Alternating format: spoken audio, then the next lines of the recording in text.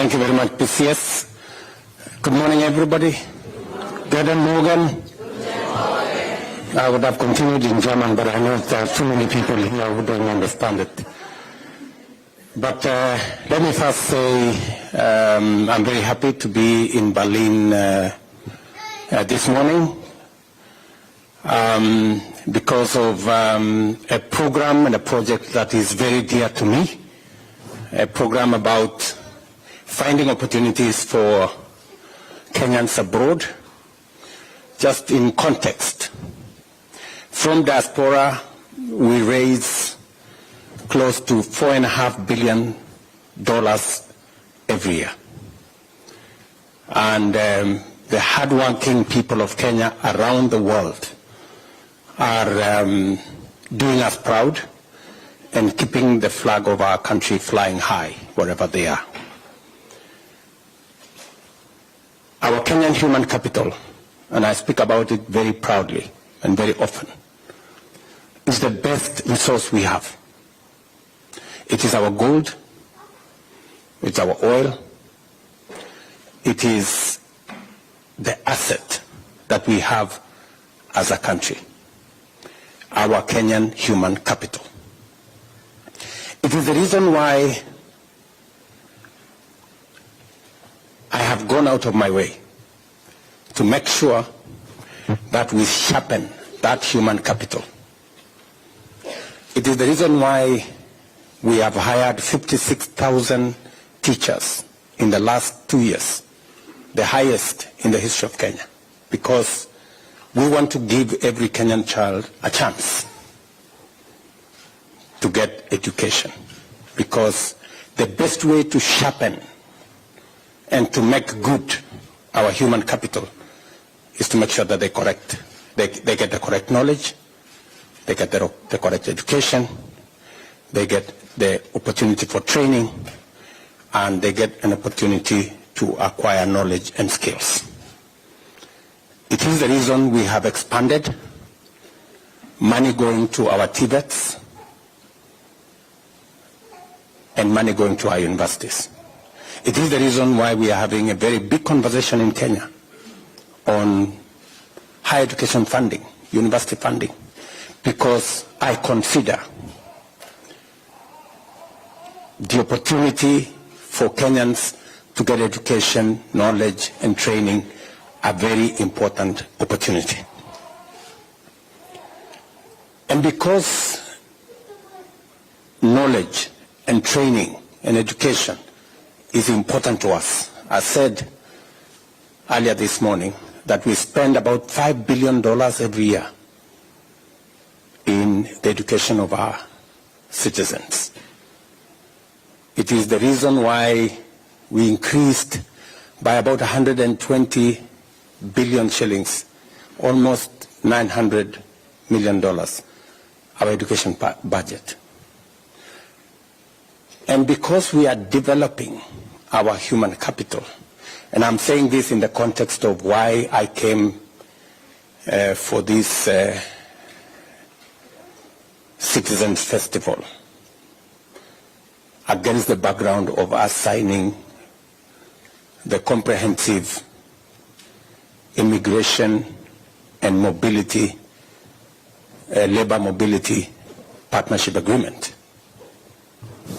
It is because we must keep our focus on using the best asset that we have, our human capital, to drive our progress and to drive our economy. It is the reason why among the things that are important to us as a nation today is how do we create opportunities for the millions of young people who come out of college, who come out of school, who come out of our universities to get jobs. And I will give you 5 interventions that we are working with. Amongst them, the one we're going to have a conversation about here. It is the reason why we have, for example, starting with our housing program. Our housing program today creates 160,000 jobs. 160,000 Kenyans who are not working 2 years ago, they are working today in our housing plan. Real people. I went to inspect the housing program, I think it was on Monday, in Kibra. And it's amazing the number of people, the number of young people. And when I talked to some of them, they were telling me that because we've worked here for a year, we want the recognition of prior learning. We've acquired skills here. How do we get papers so that when we move to the next project, we are not being hired as casuals, we are being hired as skilled labor because we have acquired skills. It is the reason why we are working with UNIDO and others, working on our county aggregation industrial parks. It is the reason why we have new 5 special economic zones and export processing zones that will tap into creating opportunities for employment for export of textiles, of agro-processed goods, and we are looking at opportunities on how to expand jobs in that space. It is the reason why, number 3, under our digital superhighway program, we are expanding our digital hubs. Majority of our TVETs today have a digital hub. We have close to 140,000 young people in our TVETs today who are working online. I was very, very impressed when I went to one of our TVETs, and I was telling the German Chancellor yesterday, when I went to one of our TVETs, and I found a young man there called Brian, and he said, Mr. President, I am working for an AI company in Germany. And this is Brian, who has not even been to Nairobi. He even doesn't have a passport. But he's working for an AI company, and we are yet even to pass AI regulations in our parliament. But he's already way ahead, you know? He's already way ahead. The conversation we were having this week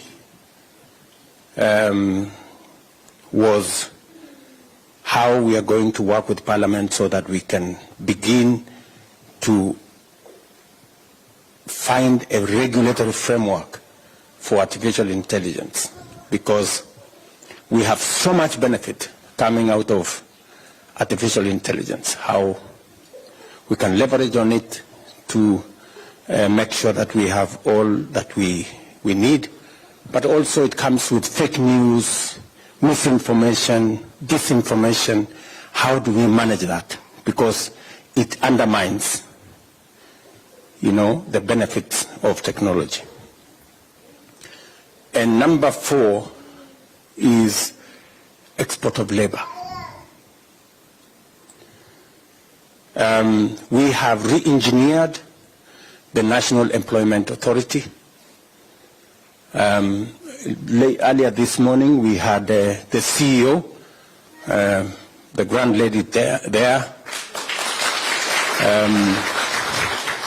whom I recently gave the job to work as the CEO of our National Employment Authority. And they are doing now a wonderful job. It was a moribund organization. It was an almost dead organization. We have put in new energy into the organization, and they are helping us reorganize that whole space around labor migration, making sure that we are organized. I know in our midst, you can sit down, I know in our midst here we have agencies that deal with export of labor.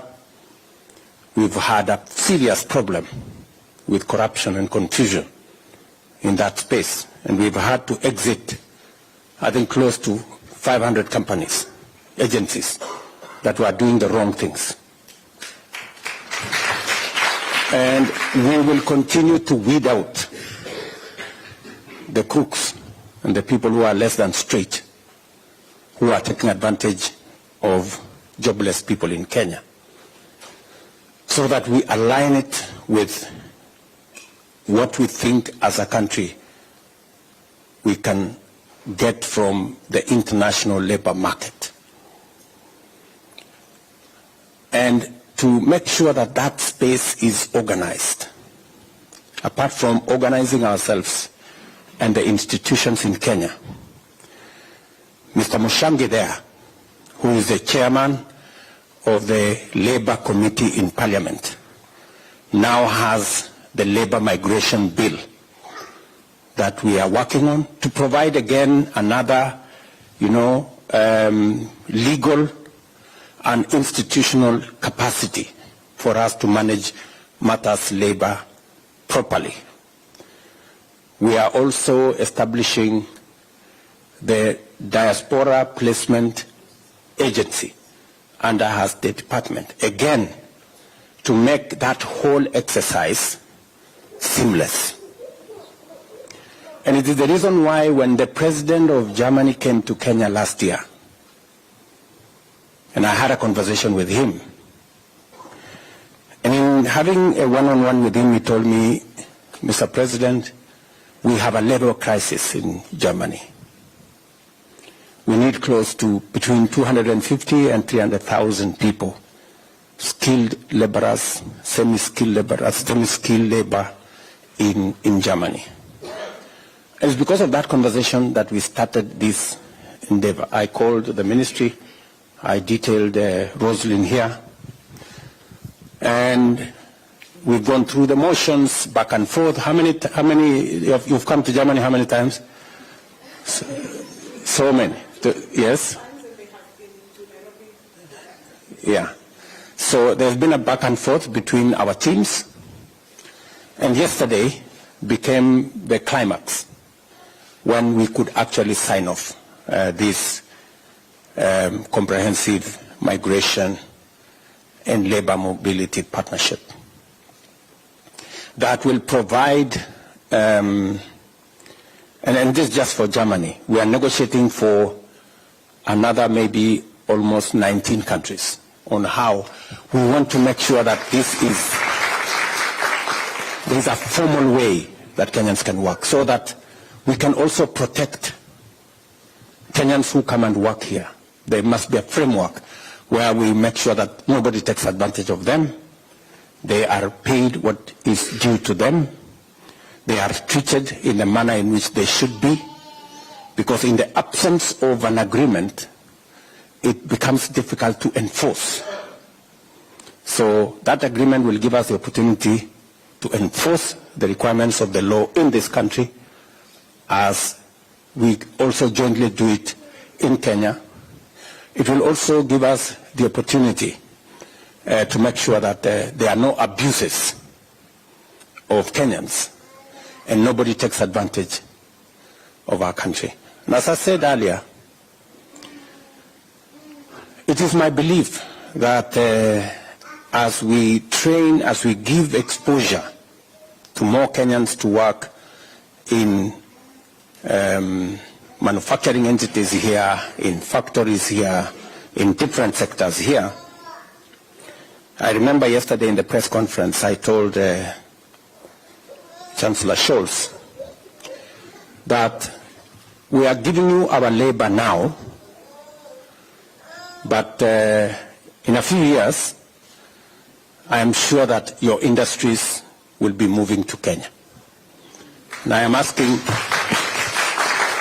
those people who have an opportunity to work in these manufacturing entities and all the other sectors to have in focus that the skills you are acquiring, the experience you are getting will one day be necessary for us to use them, as these factories will eventually, because they will. Eventually, these factories, it will not make business sense for them to be here. It will make business sense for them to be in Kenya. Because, so we are providing the connection that will finally get us moving. We will be having a conversation with the manufacturing entities later this year. We have the Business Summit, German-Africa Business Summit in Nairobi in December, where again we will be discussing collaboration between the business entities in Germany and the business entities in Kenya, connecting the chambers of commerce between our two countries. I know we have the representative of the Chamber of Commerce right in our midst here, and looking at what opportunities we can explore together.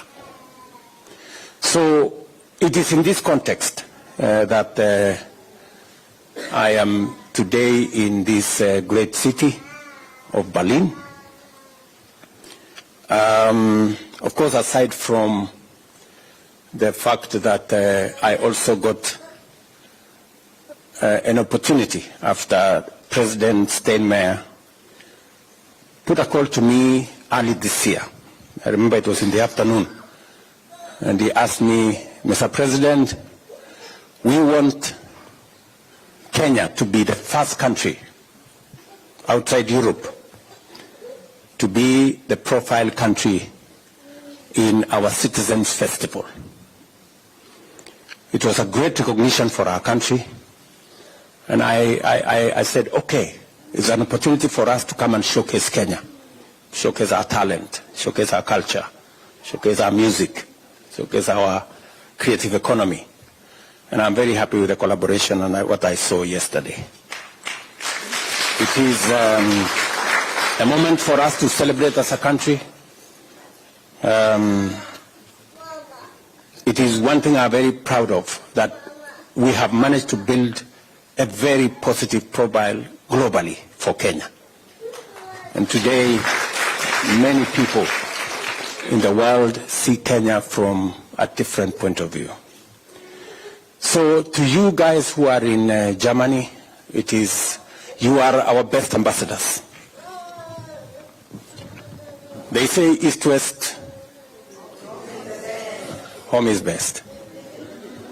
And when actually the question came in the press conference yesterday, and there was this perception that, oh, maybe the Kenyans who will come to Germany, they will refuse to go back to Kenya. I told them we have a very beautiful country. We have a very beautiful country. And we are very proud of our home. And so nobody should mistake the fact that we are sharing our talent with the rest of the world.